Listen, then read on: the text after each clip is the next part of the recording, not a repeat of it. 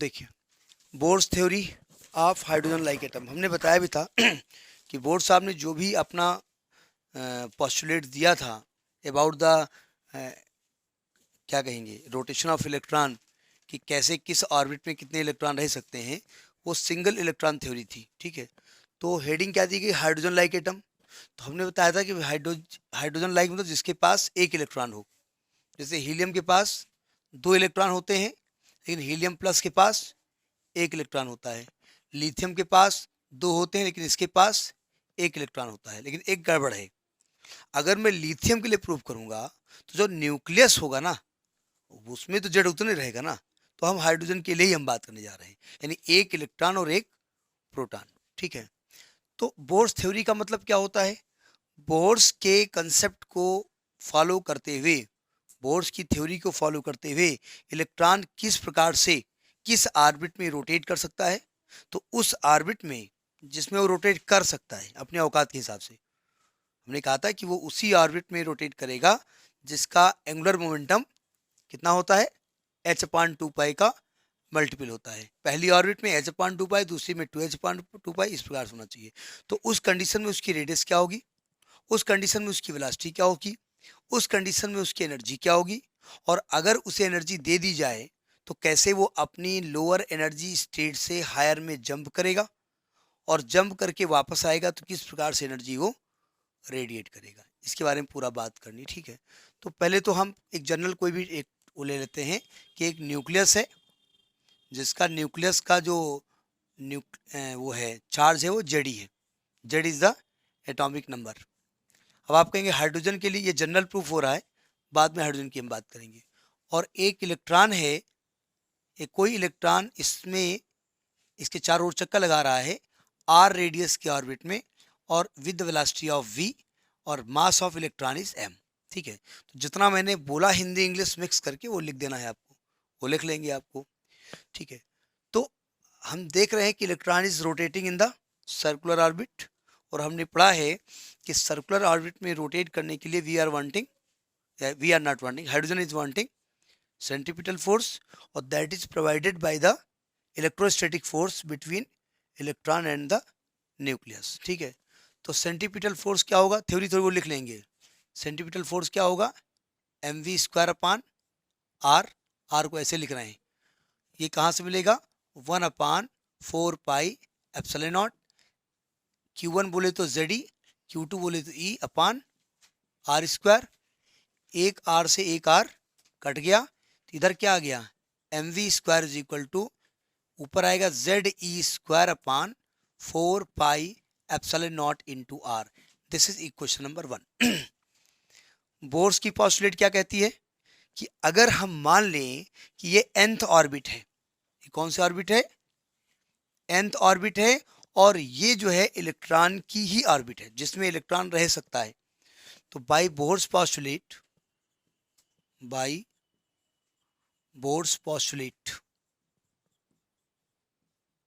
क्या बताया था उन्होंने कि इसका जो एंगुलर मोमेंटम होता है mvr, that is equal to n h/2π। h और n में थोड़ा फर्क रखिएगा क्योंकि थोड़ा एक जैसे लगते हैं ना। इक्वेशन नंबर 2, जैसा कि हमने कहा हमको क्या निकालना है, ध्यान समझिएगा, रेडियस और वेलोसिटी। तो एक बार वेलोसिटी को गायब कर देना है, तो साफ साफ दिख रहा है, अगर इसका स्क्वायर कर दें और इसको डिवाइड कर दें तो क्या मिल जाएगा, v कट जाएगा।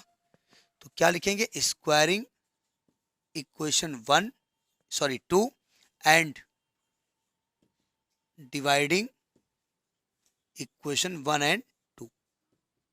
हमने डिवाइडिंग इक्वेशन 1 एंड 2 बोला है, डिवाइडिंग इक्वेशन 1/2 नहीं बोला है। किसी में किसी को डिवाइड कर सकते हैं, हम फिलहाल इसको ऊपर लिखेंगे। क्या आएगा, ये mv², ये क्या आएगा, m² v² r² is equal to, यहाँ क्या आएगा, ZE²/4πε0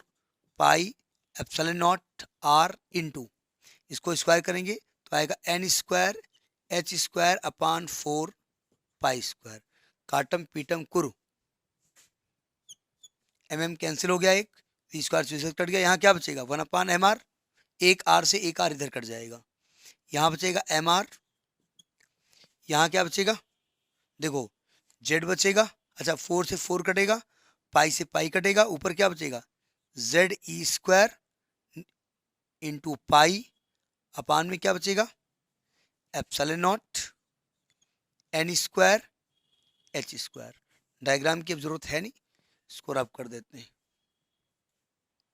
क्या करना होगा, आर निकालना है ना, इसको पलट दें उठा करके, क्रॉस मल्टीप्लाई करने की क्या जरूरत है, इसको उधर ले जाएं उधर ले जाएं तो इसको पलट दें, तो इधर क्या हो जाएगा एम आर, इधर क्या हो जाएगा N square H square epsilon naught upon Z E square पाई।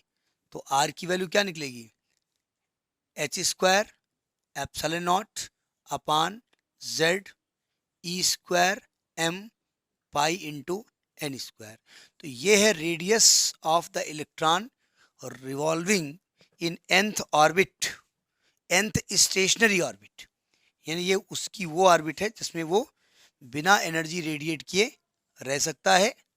ठीक है, तो आपने यहाँ क्या देखा कि आर प्रपोर्शनेट एन स्क्वायर, यानी रेडियस एन स्क्वायर के प्रपोर्शनेट होता है, यानी n2 तो रेडियस 4 के इक्वल होगी, n3 तो रेडियस 9 हो जाएगी।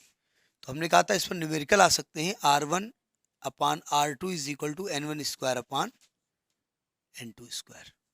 पहुंचे यहाँ तक, दोबारा कर लीजिए, इसमें नुकसान थोड़ी हो जाएगा, जितना आप प्रैक्टिस करेंगे उतना फायदा होता है। यानी अगर हम यहाँ पर R1 is to R2 is to R3 अलग अलग करें तो ये क्या आएगा 1:4 इज टू 9 ऐसे चलेगा ये, ठीक है, क्योंकि रेशियो आ सकता है। अच्छा, फॉर हाइड्रोजन लाइक एटम अगर हम बात करें, वो हम कहेंगे बोर्स रेडियस। बोर्स रेडियस का मतलब जिस रेडियस के बारे में बोर्स साहब ने बात की थी, तो उसके लिए जेड क्या हो जाएगा 1। और चूंकि बात हाइड्रोजन की है तो हाइड्रोजन में एक इलेक्ट्रॉन होता है, और एक इलेक्ट्रॉन की जो परमिसिबल ऑर्बिट है वो कौन सी है, पहली ऑर्बिट है। ठीक है, यानी n बराबर क्या होगा 1। अब आप कहेंगे ना हो तो वो फिर आप वो एक्साइटेड स्टेट उसकी कहलाएगी, वो उसकी ग्राउंड स्टेट नहीं कहलाएगी। तो रेडियस को हम फिलहाल R1 मान लेते हैं, तो यहाँ क्या बचेगा H square epsilon naught upon E square M pi. जो हम सबकी वैल्यू रख देंगे तो ये 0.53 एंगस्ट्रॉम आएगा। इस वैल्यू को आप याद कर लीजिएगा कि पहली ऑर्बिट हाइड्रोजन एटम का जो होता है, पहली ऑर्बिट का ये कितना होता है। इसी प्रकार से अगर हम फॉर n बराबर 2 कर दें तो रेडियस R2 माने तो कितना आएगा, इसको किससे मल्टीप्लाई करेंगे 2 की 4 से मल्टीप्लाई करेंगे भाई। R1 upon R2 is equal to क्या होता है N1 square upon N2 square होता है ना। तो जब हम R2 निकालेंगे तो यानी कि R1 इंटू 4 हो जाएगा ना, यानी 0.53 मल्टीप्लाइड बाई 4। अगर R3 निकालेंगे तो 0.53 मल्टीप्लाइड बाई 9।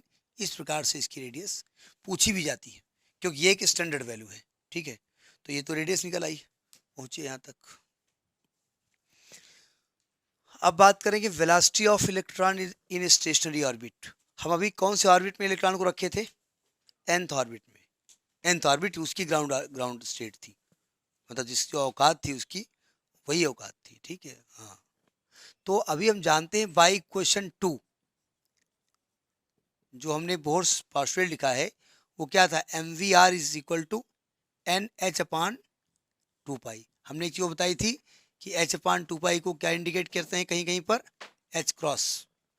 तो कंफ्यूज ना हो ना, ये h क्रॉस लिखा जाता है, होता है स्टैंडर्ड बुक में लिखा है। अब देखो यहाँ से v की वैल्यू क्या निकलेगी, v will equal to N H upon 2 pi M R. तो putting the value of r, putting the value of r, putting word सही है,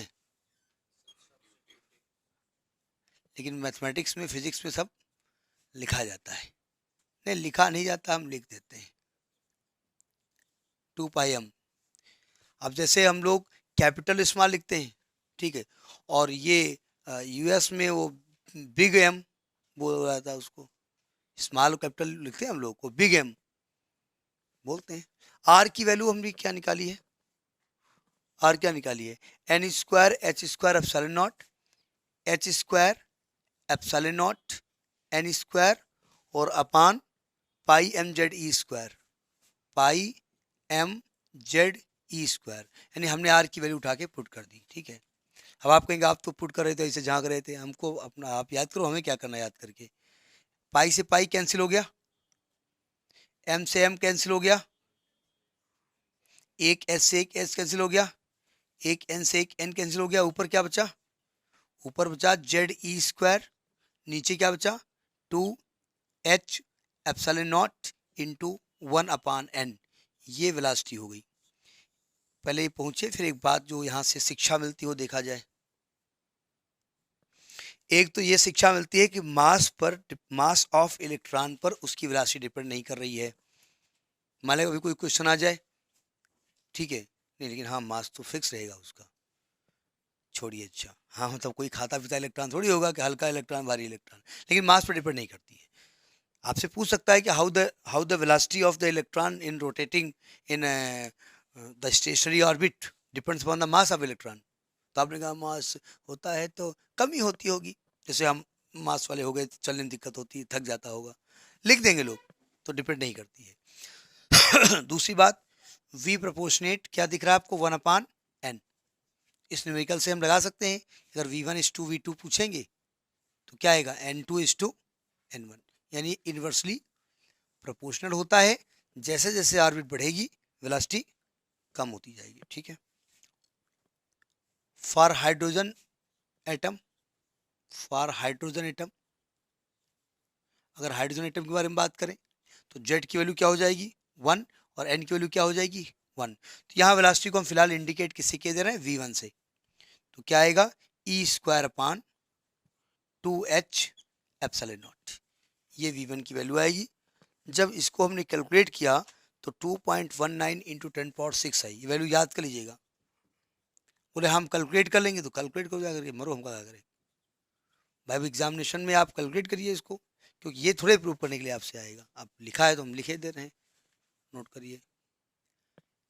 इलेक्ट्रॉन की वेलोसिटी को लाइट की वेलोसिटी से कंपेयर किया गया। नाउ v1/c, v1 की वैल्यू वैसे आई क्या है, E square upon 2h epsilon naught c, और ये आई 1/137, और यहाँ पर हियर जो v1/c है, जिसको क्या आप कह रहे हो E square upon 2h epsilon naught c, इसका एक नाम होता है, उसको हम क्या कहते हैं, फाइन स्ट्रक्चर कांस्टेंट। इसको अल्फा से कहते हैं, इसको कहते हैं fine structure constant, structure constant. इसकी वैल्यू कितनी होती है, 1/137, बहुत इंपॉर्टेंट वैल्यू है और बहुत ज़्यादा ये अपना दखल रखती है, क्योंकि उसको मालूम है ना कि इस नाम पे लोग ध्यान नहीं देते, इस नाम पे लोग ध्यान नहीं देते, इसलिए ये इंपॉर्टेंट है। नहीं वैसे भी इंपॉर्टेंट है, इस पर बहुत रिसर्चेज अभी भी चल रही हैं, इस वैल्यू पे अभी भी रिसर्चेज चल रही है, ध्यान रखिएगा, इसलिए ध्यान रखिएगा इसको।